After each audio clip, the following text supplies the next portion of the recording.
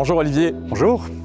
Alors, je m'invite chez toi aujourd'hui. On est à la Rocale. Merci beaucoup de nous accueillir ici. Mais bienvenue et c'est avec très grand plaisir. Alors, je dis chez toi parce que la Rocale, c'est un lieu emblématique du quartier Belleval, mais c'est aussi un peu chez toi.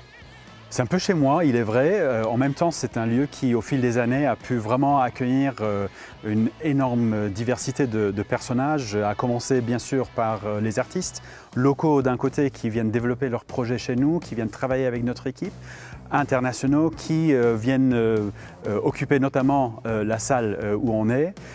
En même temps, une très grande diversité de public qui parfois vient de très loin. Et en plus, la Rocale, c'est un lieu culturel fondateur du quartier. Il est vrai qu'on était les premiers à être ouverts au grand public en 2005. Depuis, on a été rejoint par de nombreux acteurs, donc c'est devenu un quartier extrêmement intéressant. Comment définirais-tu, Olivier, la place de la Rocale, sa place sur l'échiquier socio-culturel du quartier, disons?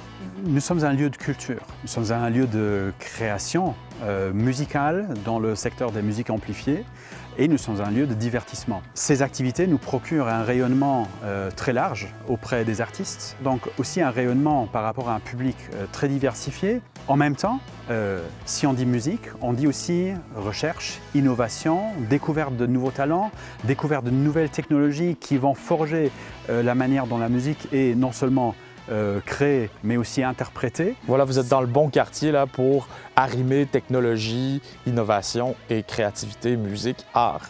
Tout à fait, et c'est donc un décor, en fait, si je peux le dire ainsi, qui, dans notre quotidien, nous inspire énormément. Et quelle est la relation de la Rocale avec Agora, qui est le développeur de ce quartier et qui a voulu que ce soit un quartier donc culturel, créatif, mixte et technologique? Comment vous travaillez avec Agora? Dès le début, on était en fait des partners in crime. On était partenaires parce que chacun, à sa manière, contribuait au développement de ce site. Je pense que nous avons pu donner une empreinte à ce site qui a pu le rendre intéressant, peut-être aussi à des investisseurs, définitivement à des personnes qui ont voulu venir y habiter et à le visiter aujourd'hui. Et il y a des exemples concrets, comme par exemple la collaboration sur des concerts en plein air, là, comme ceux qu'on voit en ce moment dans le cadre de Esch 2022. Tout à fait, parce que de tels projets ne seraient pas possibles si on n'avait pas une collaboration étroite et surtout productive. Une contribution de tous les partenaires et surtout une flexibilité de tous les partenaires n'est que possible si on travaille main dans la main. Dans un décor spectaculaire aussi, dans le patrimoine industriel, ça donne un effet wow quand même assuré. Présenter un projet tel à des artistes en disant que en fait, la scène, on va la mettre au pied des hauts fourneaux et le public, il va être sur une énorme place juste devant la Rocale avec des capacités jusqu'à 11 000 personnes, c'est quand même très spectaculaire. Parlons plus spécifiquement de la présence de l'université à proximité de la Rocale.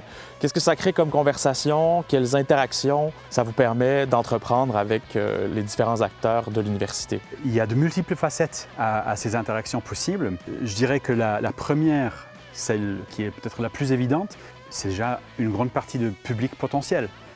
C'est une bonne partie de public cible que de toute façon nous adressons au niveau des étudiants, mais également au niveau du personnel de l'université. Par exemple, il y a un groupe de l'université qui répète dans nos salles de répétition. Ensuite, il y a d'autres projets qui deviennent possibles parce que les interactions sont à de très nombreux niveaux différents. Avec l'incubateur de l'université, par exemple? Tout à fait, parce que esprit d'innovation, à nouveau, est quelque chose qui nous est très cher et qui est très important pour le développement même de notre milieu.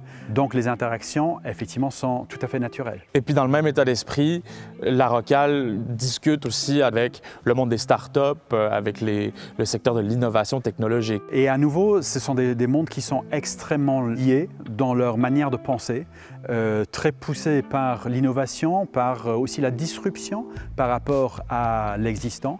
Et donc c'est quelque chose qui, là aussi, nous influence pas mal dans notre quotidien, même de l'organisation des spectacles. Je voudrais qu'on aborde par exemple l'implication du Technoport dans les conférences de l'événement Sonic Vision. Ça, c'est un exemple très concret, là. Technoport est un des partenaires historiques de l'événement Sonic Vision. Alors Sonic Vision, c'est une conférence de musique couplée à un festival showcase, donc de tremplin et de présentation des jeunes talents émergents à nouveau.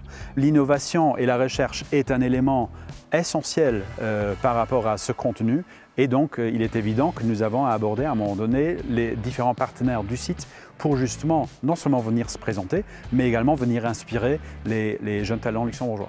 Et c'est aussi à travers la conversation avec des chercheurs dans le quartier que vous avez accouché du projet The Sound of Data, qui est un processus de mise en musique de données. Le projet The Sound of Data est en fait un projet assez emblématique de ce contexte de Belleval.